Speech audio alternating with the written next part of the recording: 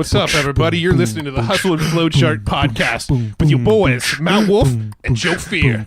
Check it. Yo. Hello. Hello. Hello again. Welcome back to the Hustle and Flowchart podcast. We're back again, and today we're talking to RoboCop. RoboCop. No, we're talking to Robo Hendrickson. Oh, easy to confuse. Yes, they look the same. This is a rodeo riding, beer drinking Texas cowboy.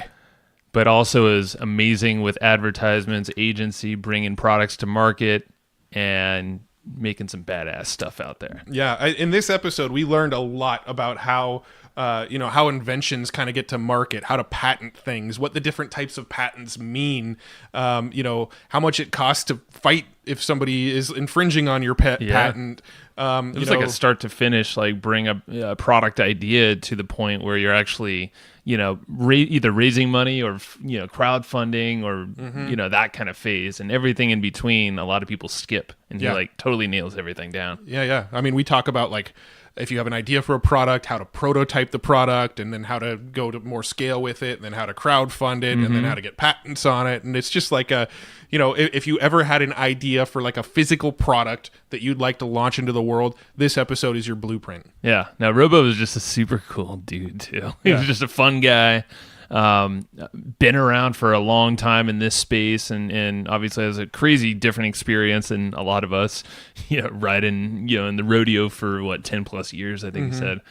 I mean, and then took that to where he's at now, and he just has like a pretty awesome sounding lifestyle. Yeah. And he's built this thing, and he gives back too. He has like a whole cause, like a one-to-one type thing, kind of like Tom's shoes. He was saying he modeled them. I won't give it away, but towards the end of this podcast, he really dives deep in why that is like the big driver in his business and life. And also there was that whole list that he listed out.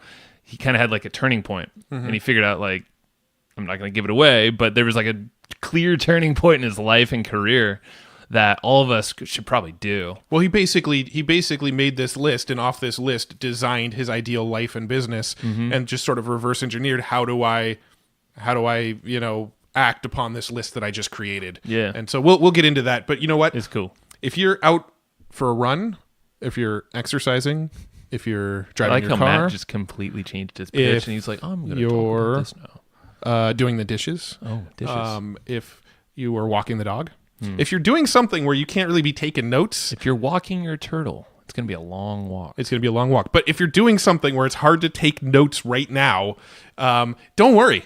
We got you covered. Why? How? You should be taking notes, you slacker, but we're going to take the notes for you. I feel so judged right now. He's pointing his finger. He's like, you mother, take some notes. Well, the problem is you are the problem. Oh, Jesus. Okay. We just freaking cut to the jugular. Yeah. Huh?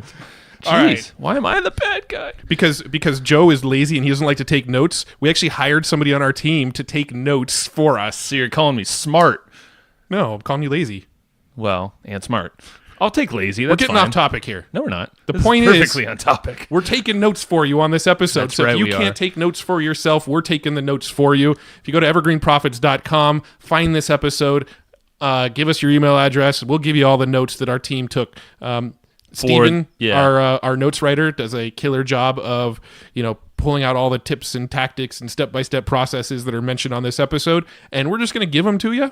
And you go to evergreenprofits.com, find this episode, opt in, we'll send you the notes. They are free. For now. If Matt said the free word, at least for now. Yes. Yeah. For now, they are free. We can't guarantee this for eternity, but when you listen to this as it's live, it should be free. Put it this way. When our episodes go live, go download the notes as soon as you possibly can, because these notes for each episode will not always be free, except for when the episode first comes out. We're just trying to be honest and help you out. Yeah. Go to evergreenprofits.com, find this episode with Robo Hendrickson, and if you give us your email address, we will hook you up with the notes that we took on this episode, assuming you get the notes in the amount of time that the notes are live for you. You know what I'm excited about? What? Rubbing your hands together. Well, that's just, I don't know. That's because I'm excited. He's trying to start a fire. I am. Slowly. All right. You know what we should do? I'm excited to go talk to Robo, so that's what we should do. Okay. Yo, Robo. We're live, man. Can you hear us now? I can hear you. Can you hear me? You are loud and clear. Sounded good. All right, we're recording, so Hey, man, thanks for filling in. You know, we just had a cancellation. No, I'm just kidding. Like I said, I know my place. Well, tell us more about that, man. I saw you went to the IMP. You're out near Austin. You're in Texas. But yeah, I live about 4 hours north of Austin. Okay, cool. So it's an easy fill-in drive, you know. David Gonzalez probably called you. Hey. No, Yeah. I'm assuming Robo's not your real name. Maybe it is. Maybe I'm wrong. But where did the name Robo come from? My given name is Shirley, but no, it was a nickname that I got when I rodeoed professionally, and it just stuck. So, like, were you a robot on the bull? Like, were you just like unstoppable back in the day?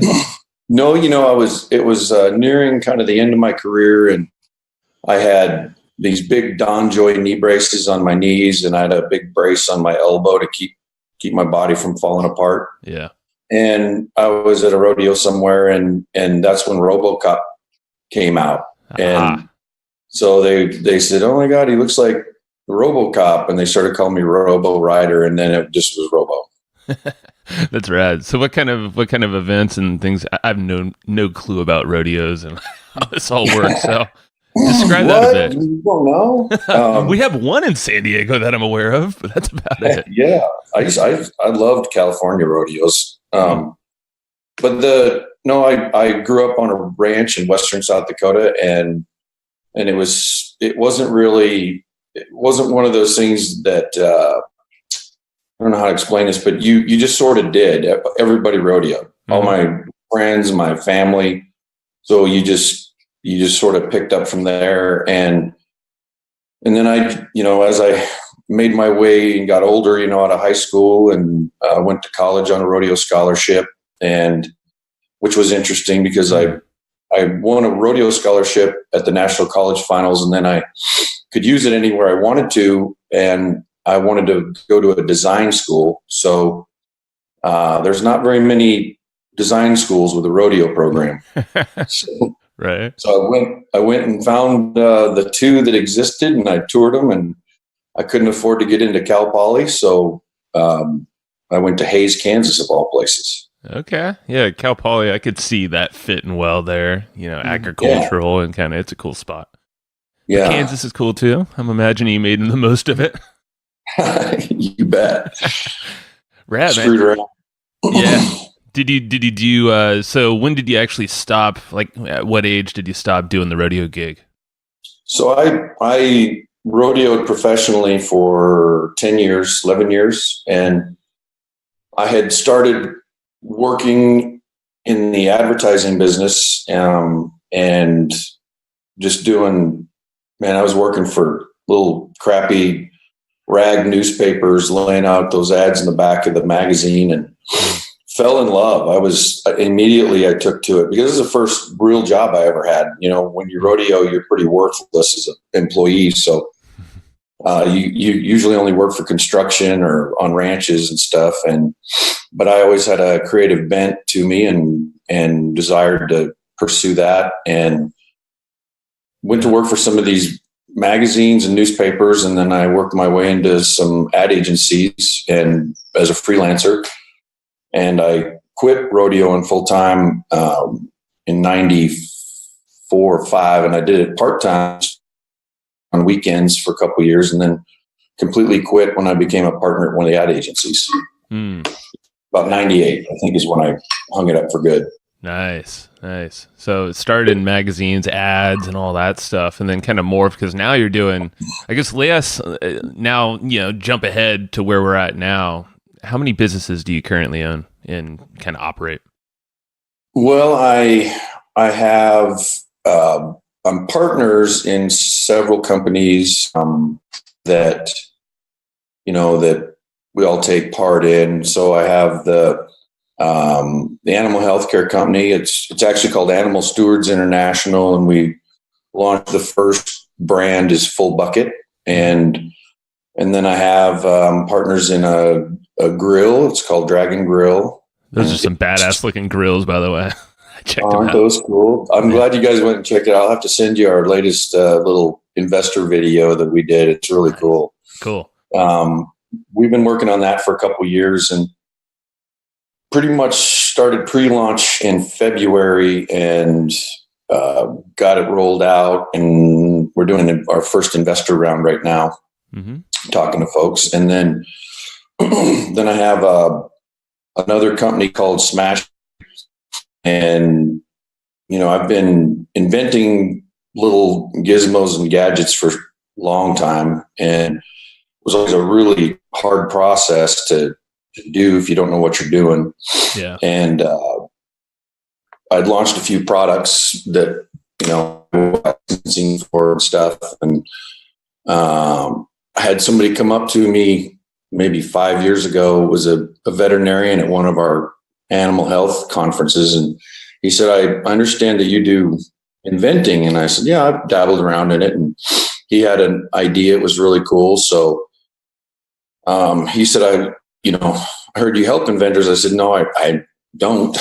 I never have. So, but after I heard what he had, I was hooked and knew that it was a big deal. So I partnered up with him on a product called Limbit, and we started developing it. And it's still under development because it's a very expensive proposition. So if you have money, you can go fast. If you don't have money, you go slow, right? Or you quit. And I'm not much of a quitter. So we're still developing the Limbit, and the partners I have so Smash Factory, I had more and more people come and want help. So I thought, hey, I'll just launch a company, Smash Factory, and we'll help inventors. And then we started that, and I realized that I don't want inventors. Yeah. I realized that I'd been in the service business and the ad agency side for, I think we sold our agency in 2006. And then we had an internet company. I kept the digital arm of the ad agency, and I sold it to my partner in 2009. And I was on the service companies. I wanted to be a products guy. And I wanted to take what I'd learned launching new products for companies and apply it to my own. And so when I started Smash Factory and started dealing with service again, it reminded me of why I wanted to get out of it. So I didn't really shutter it. I just used Smash Factory as the holding company for most of my own projects. That makes sense now, because when I was checking it out, I love your about pages, by the way. They're just like images of you guys just doing fun, badass shit. There's like no text really on there. I'm like, I like this. That's funny. Yeah. Well, I was, that's lazy. That's called lazy. I just didn't want to write an about us page. So I just threw pictures I thought were funny up there. It works. Yeah.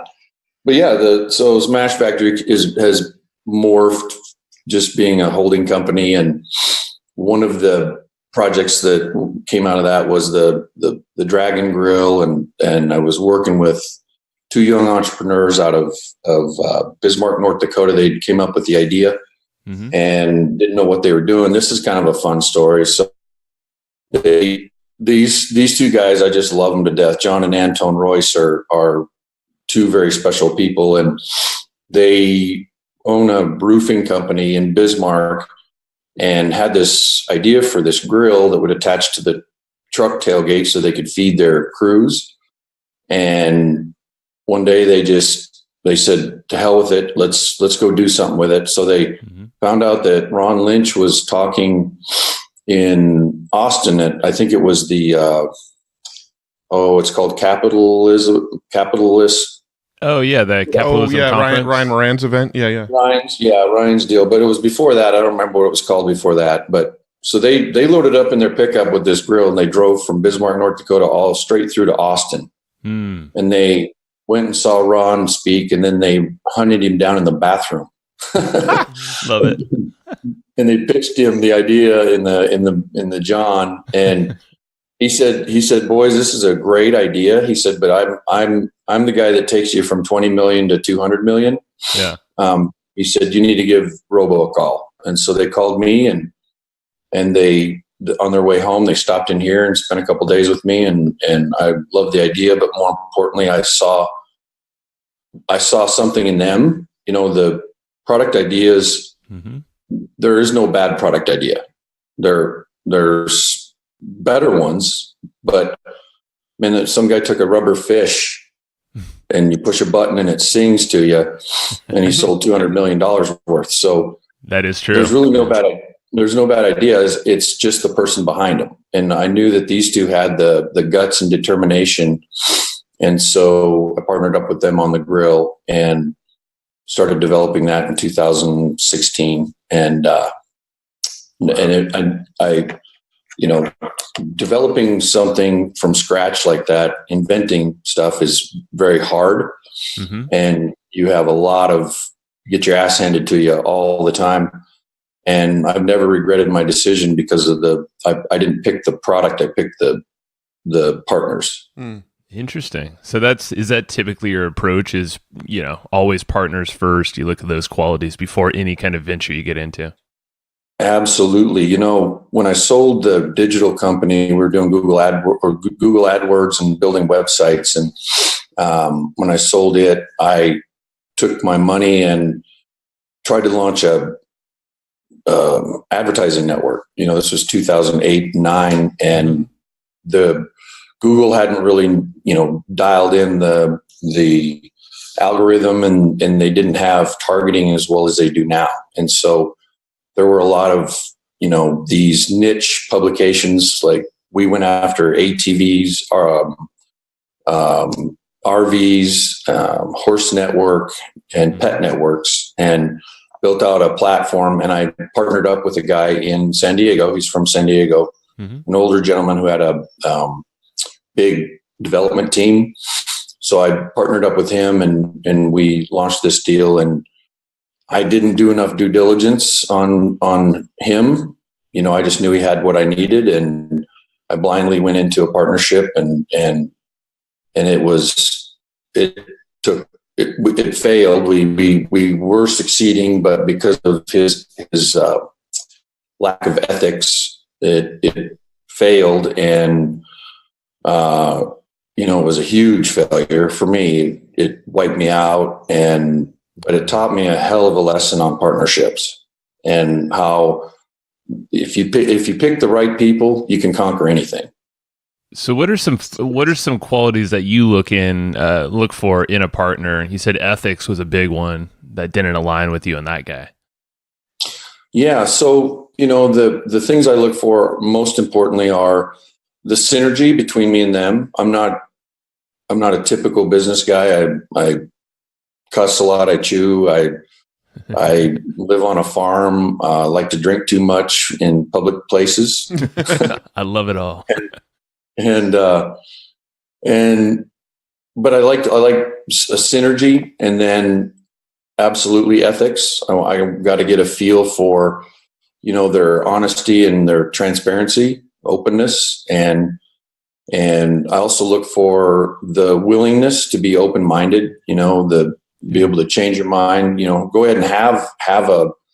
I want them to have strong opinions, but this is a partnership, and a lot of entrepreneurs are, got to have their way. And so those are some of the key ones. And then there's, it's the grit and determination, the tenacity, I guess is the best word I could say, is that I look for individuals who have shown signs in the past of them being able to overcome, insane obstacles and keep going. Every time I've not followed that pathway of partnership, it doesn't work out.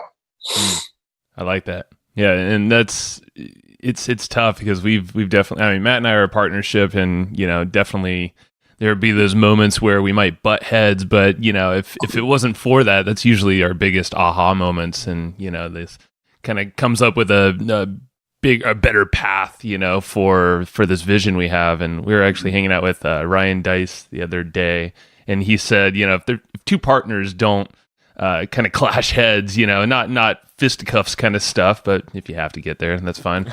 But as long as you resolve that, he was like, then the partnership's kind of one of you guys are useless if you're not having these healthy kind of exchanges. Yeah, if two partners ever fight, one's irrelevant, is basically what he said. Yeah. And we've been thinking about that. We're like, oh, shit, yeah, it's totally true, because I can see that. I completely agree. In fact, it's funny you say that. We, health company, we're looking at building a fulfillment center down in Fredericksburg. And so I made a trip down there for the weekend to look at some property. We did our quarterly strategy meeting with my two partners, Rob and Keith. And man, one whole day, it seemed like we were locked up. Our horns were just locked. We were just not agreeing on a lot of things. But at the end of the day, we made some really important decisions, and they were the right decisions. I didn't get my way 100% of the time, but I know those guys, I trust them and I respect them, and I respect their opinions and their acumen and their smarts, and it's going to work out great. And just like you said, we do that. We lock horns, but we respect each other enough that we figure it out and keep going. Yeah. Respect is huge. I think that's the biggest part in any relationship there. Yeah. Joe respects me. I don't respect him. And it works out fine. You're working on it. That's right. Yeah, there's a lot of work on his end. You want to be the man or the wife? Coming at you, Matt. So I'm curious about the process of actually getting something to market. So once somebody has an idea for a product, what are kind of the first steps somebody would take? I've got this idea. Maybe I don't even have a prototype yet or anything. I've just got an idea. Where would somebody go from there? Well, so the process that I use is not a traditional process, because that you might find at a product incubator or something like that. But it's real, grassroots, and bootstrapping is basically what it is. But so the first thing is to test your idea and play around with it. I always have them sketch a lot, make a lot of iterations and sketches to work out problem solutions with your product idea. And it helps you work through design. It helps you work through the functionality of it. And the more you do that, you don't have to be an artist. I'm a horrible artist, but I'll do hundreds of sketches on an idea, and it'll just continue to morph from the brain to the paper. And it's sort of bringing and making it real. I have met a lot of people who have a product idea, but they've never gone through that process. And so it's very nebulous in their mind, and they haven't worked through problems. And then I like to do what's called I call it a Frankenstein mock-up. So I'll use whatever I can, PVC pipe or aluminum paper, just anything I can to make a physical version of it. And in today's world, it's a lot easier to do 3D printing and things like that. But I don't find that at that stage, I'm just trying to figure out the size, the dimensions, the usability, how does it feel? How is it going to do this? And I just play around with that. And then if I really, in the background, what I'm doing is I'm doing research. I'm researching for products that are similar. I'm doing research on the patent, uspto.gov, or you can actually use google.com/patents and look for similar products, see if somebody's already come up with it. And so I'm playing around with the physical representation, and I'm doing research to find out what's out there. In my research phase, it'll bring new ideas to the table. I'll see things on other products that are not in my category, but I think that'd be really cool to add to it. And I just keep working it like clay. And that's about the best way I can say is it's a very organic process. And then once I do that, I start doing the research on the market opportunity, who are the leaders in the space. I look at, how big is it? How much room is there? Am I looking at a $1 million idea or a $1 billion idea? And I try to, now I really try to go for ideas that are going to be, have the opportunity to be well over 200-300 million. In the beginning, I went after small stuff just to be able to conquer it. They're cheaper.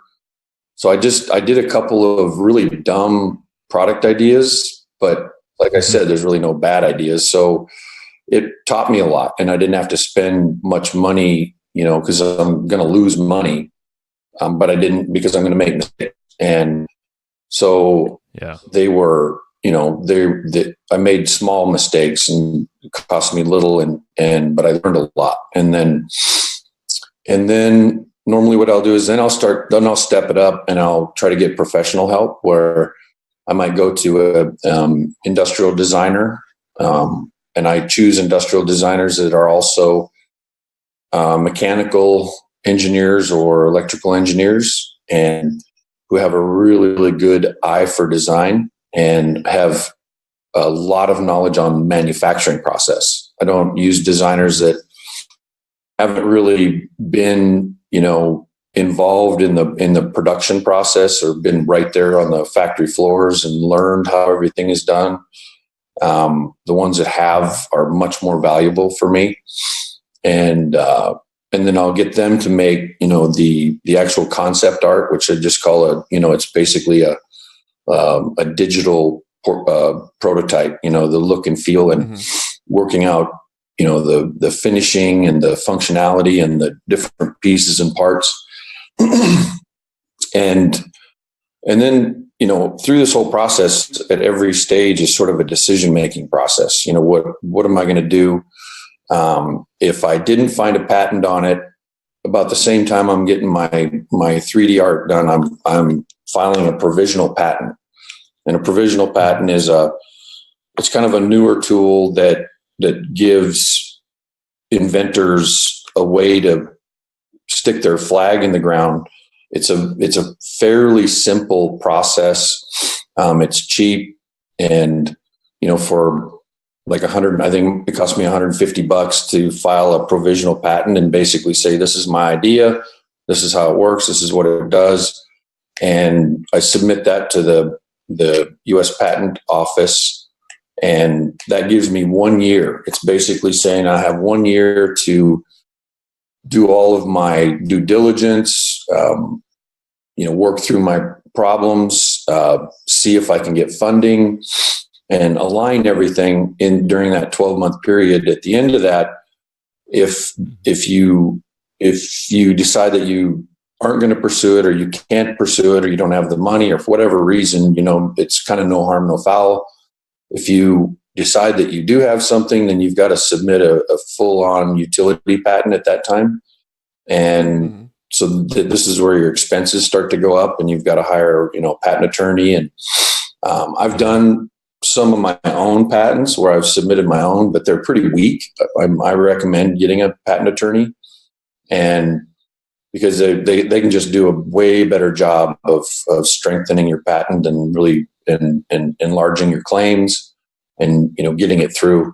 Patent process, the actual utility patent process is going to take a minimum of 2 to 3 years, and before you'll have one.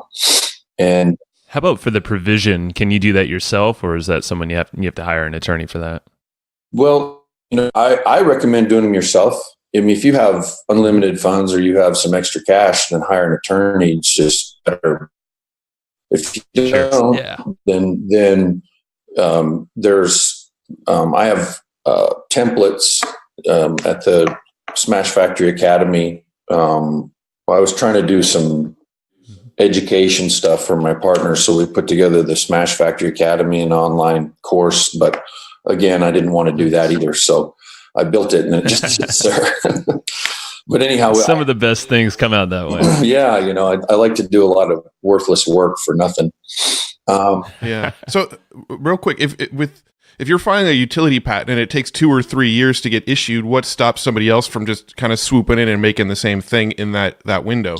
Well, it used to not, but now they go ahead and do it. I mean, it doesn't, so you're basically, when you file your provisional and then all the way through your patent process before your patent is accepted, you're basically in patent pending stage. And the risk that people have for doing, knocking you off before your patent's issued is that when you do get your patent, you have, the government's giving you the right to sue. And so anything that you may have built or worked on, stealing my idea, I have the ability to go sue your pants off and take it. So you run a risk of patent infringement. And that's another thing that a lot of new product developers don't understand, is that a patent doesn't protect you. It just gives you the right to protect yourself. And to take a full on, patent to trial, a patent infringement to trial, it's, you're looking at $150,000, $200,000 price tag. It's expensive. Oh, geez. And it takes forever. You could be tied up in court for 5 years. So yeah, you're not going to want to do that on products that are never going to return the investment. Right. And so that's also another thing, is that when I do my patent research, if I find something that is similar, doesn't necessarily mean I can't pursue my idea. There's a lot of options. I can either make changes to mine to get outside the scope of their patent, or I can contact them and see if I can get a license. Or if the product is unpatentable and there's really nobody has a patent, then I can just go compete head to head in the market.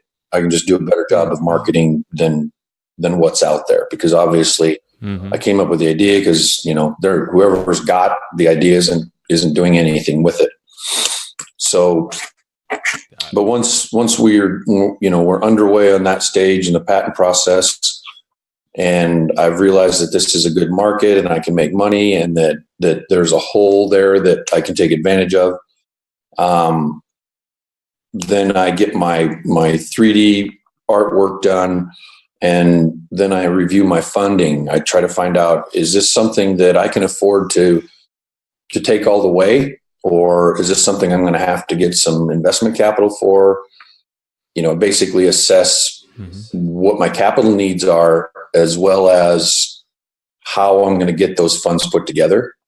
And if I decide to pull the trigger, I might have found friends and family or something, or private equity that is interested in it, that will help me get through the development stage. And the goal is to get to selling the items. And so you got to use whatever way you can. With the new crowdfunding, that's been a great opportunity for people who never had that before. But it's very, I don't think there's enough people out there giving warnings about the crowdfunding platforms and how, the things that can go wrong and the failure rates of crowdfunding. Do you have any off the top of your head that you have experience with or you've heard of? No, it would just be secondhand, basically, because I've not launched a product on crowdfunding. I have a couple that are in development that I will take to the Kickstarter and Indiegogo. And when they're ready to get to that stage. But that's the reason a lot of people fail, is that they didn't do all the homework first. And, one of my partners is an industrial designer here. He's a genius. And he said, people call all the time and they want to know what's a prototype going to cost and how much to manufacture it. And so He'll basically say, well, a prototype is going to be, for this particular project, is going to be $1,500. And I'll bet you could get those made for, $100 each if your quantity's right. And those are just guesstimates based off his experience. Well, he'll have people take that. They'll have a ripshod prototype made, that looks good, but doesn't function. And they'll do a Kickstarter. And then once they get their funding closed, they might be really good at marketing. They get their funding closed and they start to go get their product made. And they realize that, well, it's $1,500 a prototype, but you might have to make 10 prototypes to get it right. It's $100 a unit until you actually get in there and they figure out the complexity of it, and it's actually going to be $300 a unit. And by the way, there's tooling involved. You got to get dies and stamps made, and that's going to be $40,000. So all those things that they didn't go far enough in their preparation, so their costs are completely whack, their break-even points whack, their financials are whack. And so those are the ones that, that are disappointing people who funded them. And so I take it all the way to where I'm at my very final prototype. I know exactly what my cost of goods are going to be. They have all they're doing is they're waiting for the money to make the tooling and go into production. And that's when I'll pull the trigger. And so that takes time. I mean, I have one project that's 2.5 years in the making. It's sort of a side project, so it's not like full-time focus. And, we're just now at the stage where I'm getting the actual cost of goods put together.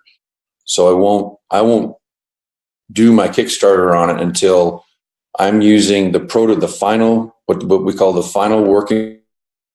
I'm using it in my demonstration because it's as perfect as we can get it without making tooling. And so when we make the tooling, it'll get better. And that's when I'll pull the trigger. I like that. Yeah. That's crazy. So that was a full, from start to finish, not even finish, but how long? So after you get it to launch, you get funding and all that, are you looking to sell this product or this business, or are you one to market it or hire someone to market it for the long term? Well, so for me, it just depends on the project. There's some products that I know that I'm not the guy. I don't have enough passion in it to see it through to a full-on business. And so I'll look for either a partner that wants to do that, that's interested in that, or I'll look for license and I'll try to go get it licensed. The ones like the Dragon Grill, I want to go balls deep on that because, how fun will it be to go hang out at tailgating parties and, selling grills? That's going to be a blast. Yeah. I'm all in on that one. So it just sort of depends on there. And, I started in the marketing side, so I can handle actually taking it to fruition. And I've run, businesses now to where I know the operations and I know all the inputs. There's a lot of people that just don't have any of that experience. And, so those are even additional costs. They're going to have to go out and hire somebody to write their marketing plan and execute it and all those things. And I don't have to. I can do that myself. But so you just kind of have to. You do a lot. You do a lot of personal inventory. You have to know yourself pretty well, where your strengths and weaknesses are, what your desires are. And that will help drive your decision-making process more than anything. Now, you mentioned a little bit earlier that, you're kind of looking for products that you can see as maybe like billion-dollar products or, 300 million plus versus products that might make $1 million. How do you distinguish when looking at products what you think could be like a 7-figure product versus a 9 or 10-figure product? Well, I guess now in my career, I'm so damn old. I use a lot of my own instincts. I do quite a bit of market research. I like to find out how big is the market size, how often do people buy the products, what are they spending on them, what's the common margins in all the different sales channels, and that'll give me a pretty good indication if I'm looking at something that is just going to sell a few 100,000, or if it could be a big market. And so, for instance, in the grilling market, the over 80% of household owners have 2.5 grills. And when I say 2.5, that's how many they, because they're always breaking, but and that's a lot of people buying grills, and they purchase every 2 years. And the market itself is really saturated in the mass market grill. It's really monopolized basically by 3 big grill manufacturers that sell through the big box retailers. But the boutique grill, the Big Green Egg and Traeger and all these little boutique grills that are popping up, they're the hottest selling outdoor item, and it's the biggest growth sector in outdoor living space. And people are opening up more and more to spending more money on unique products like that. So I try to dig around and find out kind of what their sales numbers are, and it gives me a good indication that you could be selling 500,000, $500 million of these a year if you do it right, because there's that much demand for those kind of products. And those trends that I talked about combined with using instinct kind of gives me the indication. So I hope that's cool. No, it seems like just a lot of experience, just right. You're it's where your interests lie too. Yep. And you kind of start spotting these gaps that maybe other people, even if it is a saturated market like the grills, or the big players in there, there's still a big fucking market there buying a bunch of expensive grills. Right. So right. Yeah. I love it. Think about what Yeti did, with fucking coolers, with ice chests. Oh, yeah. They have a storefront in Austin now too. Yeah. And so we're basically going to try to ride their same coattails and do very similar rollout that they did, and position the grill right alongside the Yeti. And I think that's what's missing in the grilling market is there's really novel grills that are doing a really good job of, now you can use pellets to smoke your meat, but and I didn't mean that, that's what she said. But that was good. But nobody's really taken the grill and made it as versatile as possible. This thing's got so many ways to go, and you can use it so many places, and it's going to be the toughest grill ever made. And I think that uniqueness is going to really spark something in people that really want to do, adventure grilling, I guess. Mm-hmm. Yeah. And that makes sense now, because I was on the website, it was like just as tough or tougher than your cooler, the grill itself. Yeah. Which I'm like, oh, that makes sense. Carrying, piggybacking off of Yeti. Yeah. Like they're badass coolers. I love it.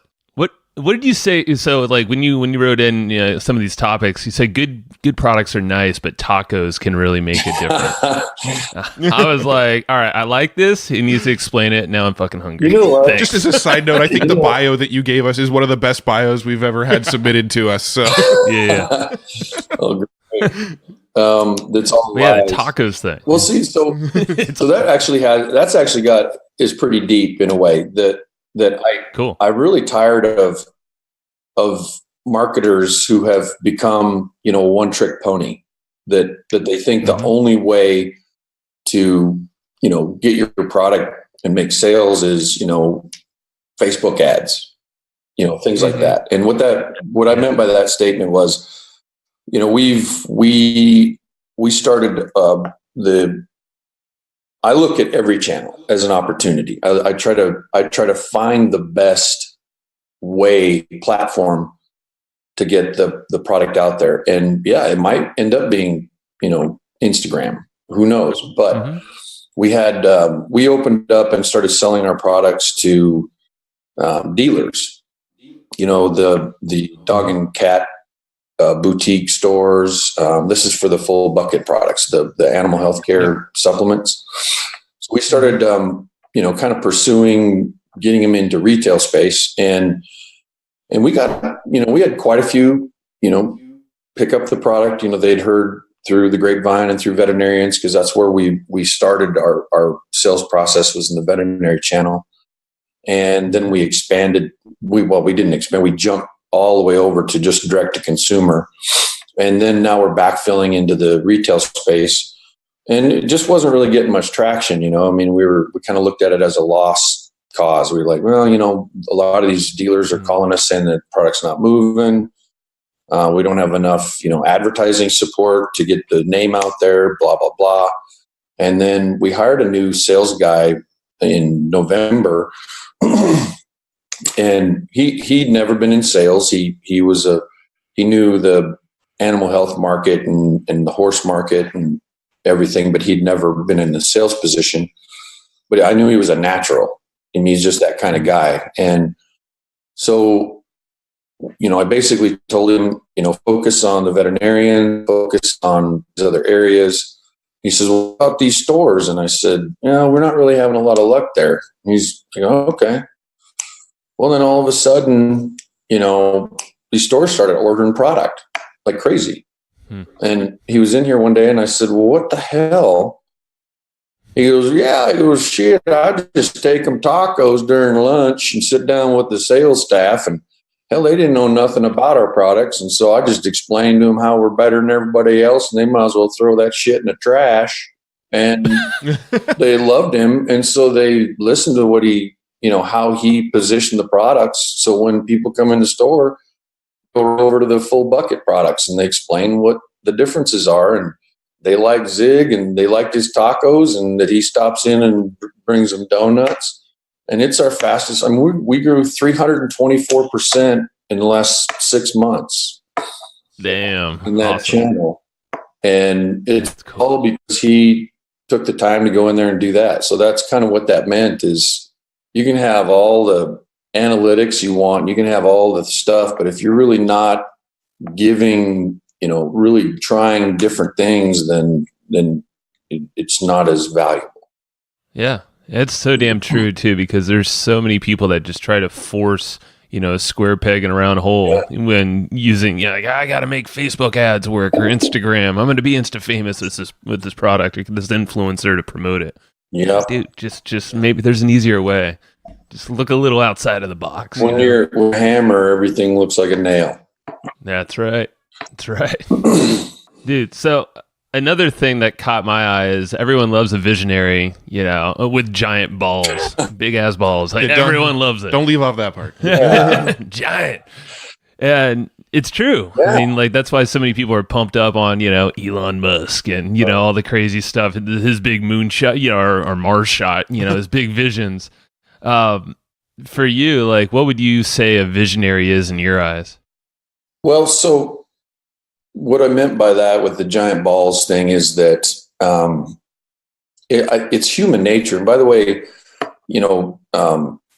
President Kennedy actually, he wanted to go to the moon. You remember? Mm-hmm. You know that story? Mm-hmm. Mm-hmm. He wanted to go to the moon. I don't know all the details, but right. Yeah. So he wanted to go to the moon. He challenged our country to go to the moon, and in a short time, he wanted to beat the Russians to the moon. And at the time when he said that, we were so far away from that. And there's no fucking way that we could do that. Mm-hmm. Well, we did. We got there, but just think of the technology that came out of that, the prosperity, we use things today that were developed back then. And that vision, which was a crazy, ballsy vision, it resonated with enough people that that things really happened. And so even if we didn't make the moon, we still would have had amazing things come out of it. And so, now Elon Musk, he basically just kind of one-up Kennedy. Oh, well, fuck that. We'll go to Mars. Right? Think of the innovations coming out of that vision, and think of the people who have fallen in line to be part of that. And, and I think that a lot of entrepreneurs get so caught up in the technical aspect of their product or their service that they don't sit down and come up with their own Mars. What the hell are we? What's way, way, way bigger than animal, supplements, probiotic supplements? Well, transforming the industry and using, our goal was to build a business that could self-generate giving back, so that as the business grows, the giving gets bigger and bigger. And so we, our 1-for-1 program is, dude, if I sat here, I could do a whole hour on what we're doing in Central America with our 1-for-1 program. We went. Give us a quick overview of that. That sounds interesting. So, the goal was, hey, we're going to do, for every dose that we sell of our full bucket products, we are basically going to give nutritional supplement to these horses and donkeys and mules in these third world countries, because those animals are extremely important to those people's lives. These are very, very poor farmers, and that horse or that donkey, if you have to replace them, that's 2 years worth of their wages to replace one. And they're malnourished, and their health care is poor, and it's mostly because of ignorance. They don't know how to trim their feet or float their teeth or feed them the right foods. And so what we did was we knew that nutrition was really lacking. We work with the University of Guatemala's veterinary program, and those students go do soil and stool samples and blood samples in those volcanic regions where we do our program, find what they're lacking. And because they're living on the sides of volcanic mountains, and there's the ash that's built up, there's phosphorus, zincs in the soil, so they don't get into the grass, and it doesn't get into the animal, and the animal's body's breaking down. And so we did a very specific type of product for those regions. We have it made in country. Manufacturing partners down there that we pay them. They make the product for us, so that there's more jobs there. Then we started off, of course, we couldn't give much in the beginning, so we would go down and do it. We go down and work horses. The university students are with us. We would hand out the supplement. We would teach the people about nutrition. We teach them about the health care. Horses, and then we come home. It'd be an 8-9 day trip, and then we started going twice a year. Now we go 4 times a year, and we wanted to build a bridge so for others to get involved. So we take volunteers. So there'll be 10 to 14 veterinarians and farriers and industry professionals will go with us, and they'll spend 7-8 days, traipsing around in the mountains and working with these people and on their animals. And our product is now, because of our sales, we have enough that we actually provide, supplement year round. So the university students, they make sure that it gets distributed. And we went and looked at, it's growing more and more. We actually even bring some of the students up here so they can do internships here. We have the finest vets in the world are here in the United States. And so they come up and work, side by side. There's actually 2 of them here in country right now. When they go back to Guatemala, they'll be the best vets in Guatemala. And oh, that's cool. Yeah. And so, some of the vet students that were with us the first few years, we started the program in 2011. those students now, they've come up, they've gone back down, they've started their own practices in Guatemala City, which is where all the wealthy people live that are in that country. And they have really nice horses. So they work on these really, really nice horses. But then because of our program, they want to give back. And we're looking at building a permanent hospital down there that'll be the full bucket, base in that area. Some of the past students will run it. And, we'll kind of set that all up because there's really no good hospital there.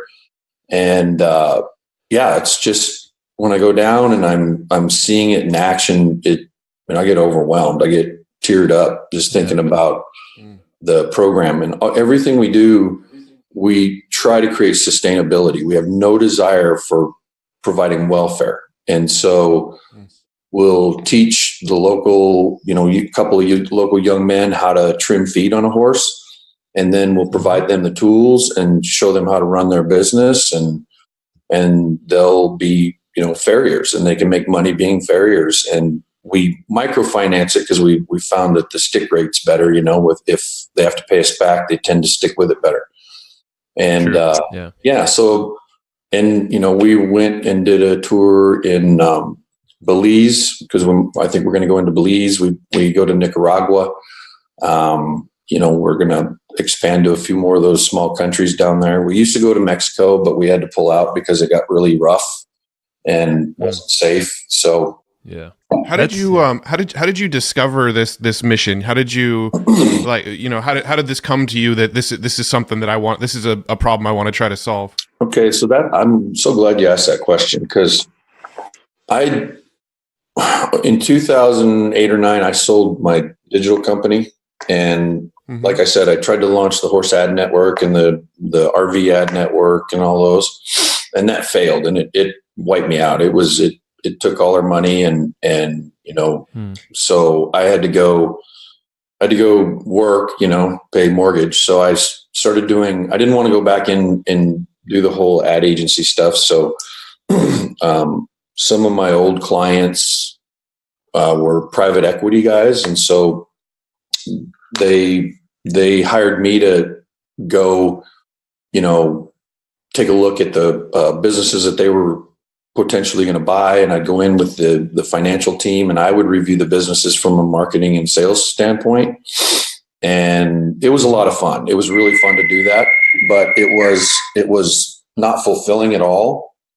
And it wasn't doing it for me. And I was miserable. And, I'm going and working on all these companies. It was very learning, I got to pop the hood on business and really get to look around in there. And so I was learning a lot, and I was trying to figure out what I wanted to do next year. I lost. And so one morning I had a moment of clarity. I was probably, not hungover that morning.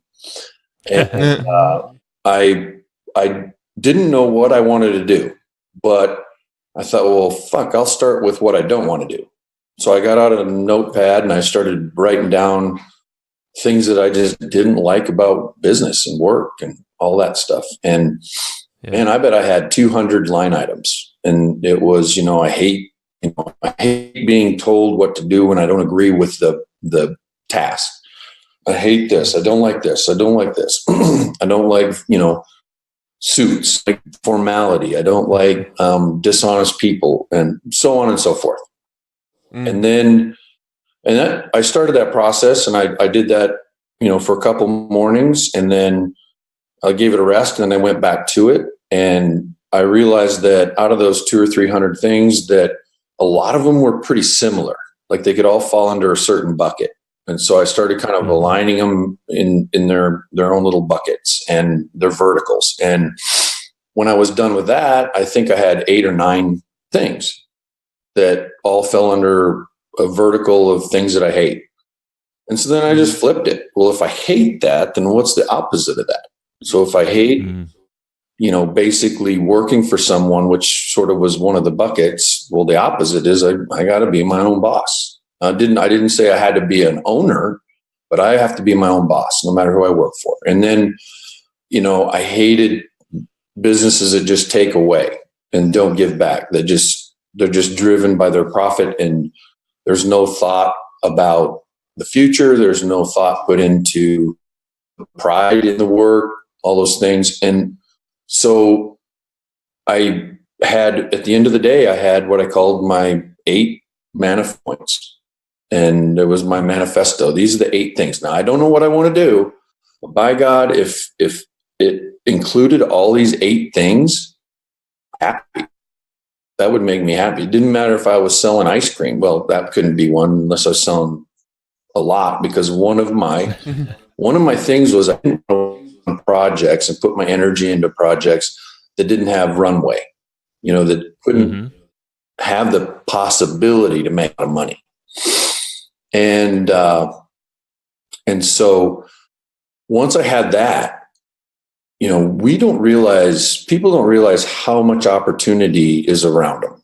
I mean, there is so much opportunity for those people who are, willing to put in work and all that stuff. There's just opportunity everywhere, but it's hard to recognize the opportunity without having some sort of lens, to look through. And not only did my manifesto provide that lens to where all of a sudden I was sitting there going, man, okay, a lot of things are making sense all of a sudden, literally. And I was sitting there talking to my wife. She was in the kitchen, and I said,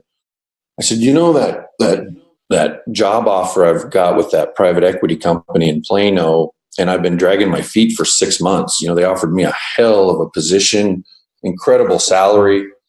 I said, it only meets one of the criteria on here. I could make a lot of money, but it doesn't meet any of the others. I don't like the industry that we serve. I don't really like working with. It's not something, one of my points was I wanted a business that my kids could be proud of and even get involved in. I wanted my kids, I didn't want that work family barrier. I wanted my kids to and what I do and hang out and, all that. And I couldn't do that with this company. And I said, but you know what? She said, what? I said, 2 young veterinarians that I met, I started working with about a month ago. At that time, I was just doing some strategic advice for Rob and Keith, because they had company for 4 years, and it just hit a brick wall. It wasn't going anywhere.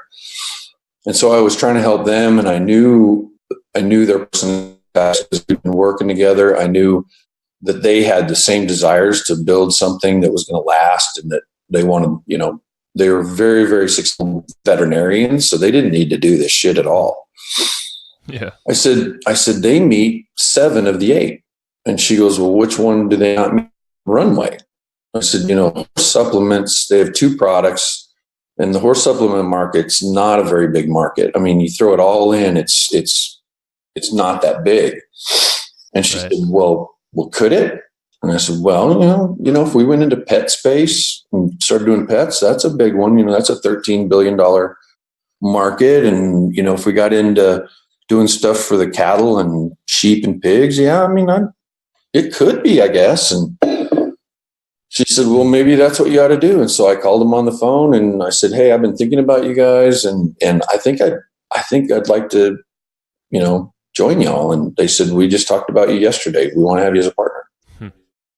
Oh, that's awesome. And there it was. And so we shut down. I can't remember the name of their company. We shut it down, and we started, Animal Stewards, and with Full Bucket as our flagship brand. Damn.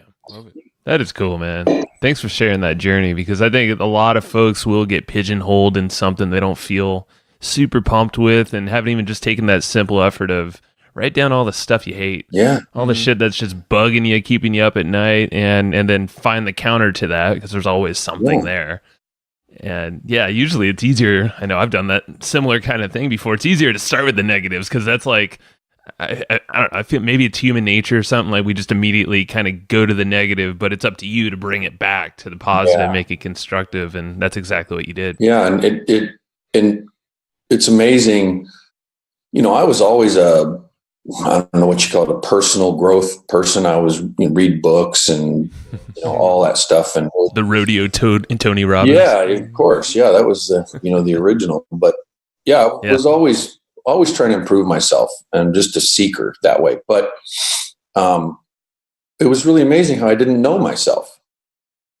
Does that make sense? You know, I mean, I'm trying to improve myself, but I didn't know myself. I until that day, you know, I wasn't young back then. It was that was in 2010, I think. But I didn't really know myself until I wrote it all down, and I looked at it and went, yeah, that's pretty good. I like that. And that changed a lot of things. I mean, that's really been a guiding light that, you know, I can use to make better decisions.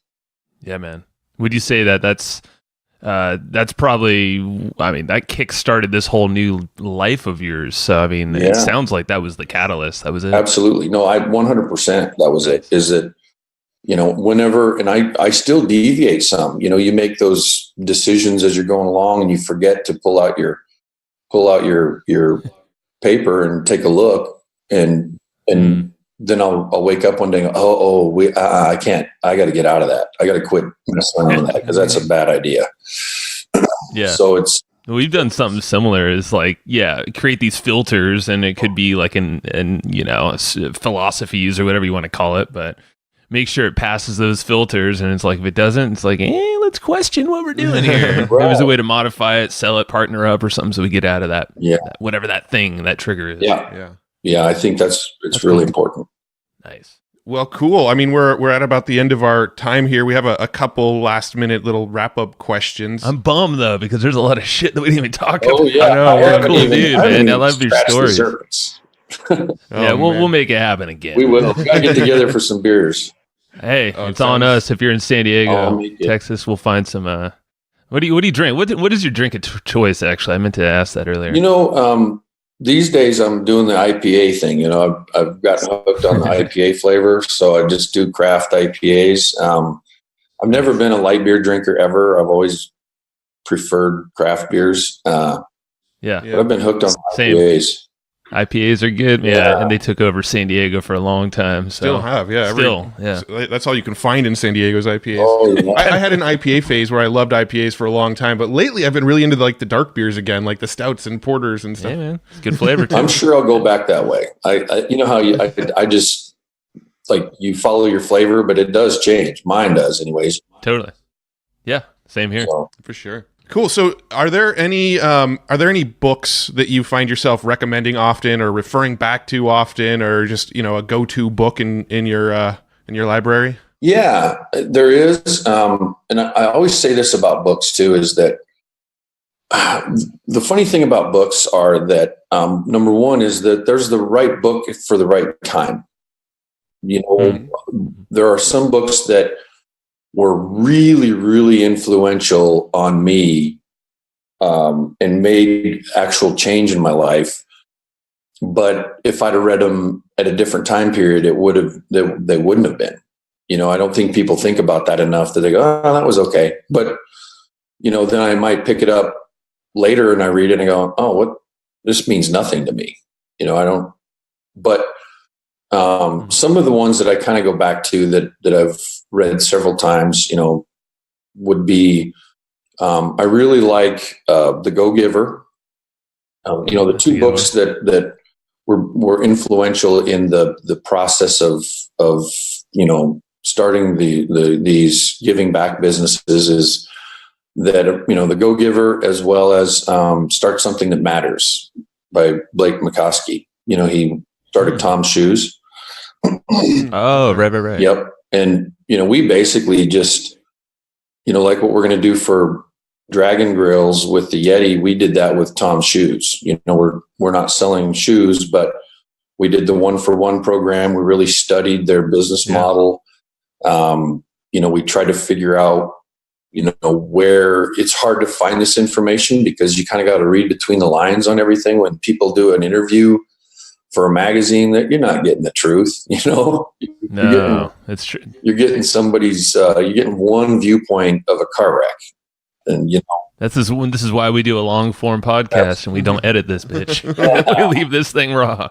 So, but you know, Start Something That Matters is a good book that you know really gave us the taste for having a business that means a lot to you, way more than just selling shit.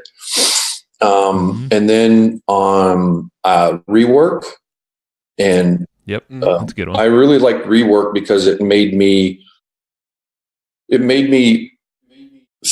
I was always, I'm not a traditionalist. I like to kind of break the rules anyways, but it gave me a really interesting perspective on, loosening up on your business, meaning, like our full bucket business currently is all virtual. Everybody that works for us is just scattered around the country.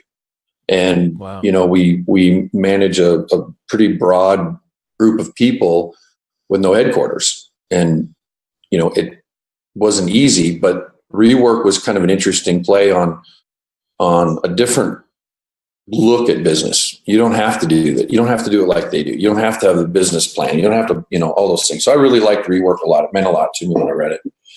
And I That's a good one, refer it a lot. My new favorite is Shoe Dog.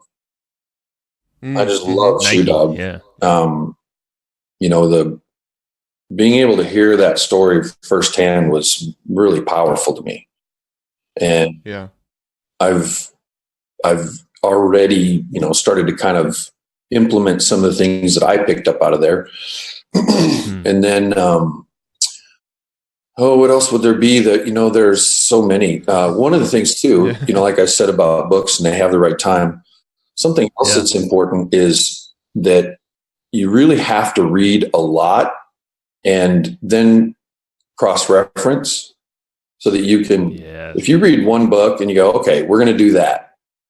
But then the more experienced you get, the more you read and you dive down and you read, 100 books in that category. Then at the end, you're going, okay, I think that guy was full of shit about those parts. I know now that doesn't jive. And so I think reading a lot is really beneficial for you being able to read between the lines and to call bullshit on stuff that was just written by somebody. I love it. Dude, that's exactly why, for one, we love to host this podcast because we bring in a whole wide range of people and philosophies. So we can kind of cherry pick just personally. I know our listeners do the same. And hey, this relates back to beers too. You got to sample all the beers to see what's bullshit, the Coors Light or whatever. And you're like, no, I like the IPAs right now, but it might change. It's all a time and place thing, Yeah. Come on. Simple things in life. Simple things. Cool, man. No, I appreciate your time, Robo. Absolutely. And this has been fun. And I'm not joking. Yeah, like there's a lot of stuff we were to touch on. Matt and I always joke, we're like, damn, this show's going to become a daily show soon because we're going to bring back like a lot of these guests we love. And we'll get there soon. If anybody cancels, you can always use me. Well, you're on the bio. It actually says you're the last minute guy that fills in when people cancel. That's exactly right. I'm the filler inner. Professional. Right. Love it. So where should we we're gonna of course link all your different ventures, all the cool stuff in the show notes. So you guys listening, there's a lot we covered. It's all in the show notes at the website. But where should people go check you out? Maybe there's one specific place, social media or site, something like that. Man, I don't know. It just depends on what they're interested in. I love sending people to Full Bucket to kind of read about what we're doing there, and watch our that video on our About Us page. That's a good place. So people who are interested in, if they have dogs or whatever, that would be good. And then Smash Factory, just reaching out through there is good because, I need to get in there and update it with all of our new fresh stuff. Yeah. Yeah. Cool. Yeah. Full Bucket. Just, Matt and I, we actually got some product from a mutual buddy, Rob Burns, who's helping you out with some videos. And we actually have our dogs still on that. And dude, I mean, I've a couple older dogs. One just turned 10 a couple days ago, and she's literally chasing coyotes up our property again. I love to hear that. Yeah, it's good stuff. And I'll send you guys a little care package too. Rad, man. Appreciate that. He made good stuff. So check it out. Full Bucket. If you have dogs, cats, horses, anything in between, he's got the stuff. We got it. All right, Robo. Appreciate your time. Hey, man. thank you guys. I was honored to be fill in. He wasn't a villain, everyone. All right, brother. We'll talk Thanks, soon. guys. Thanks. Thanks, everybody, for listening to this episode of the Hustle and Flowchart podcast. Before taking the time to listen, we want to give you something a little bit special.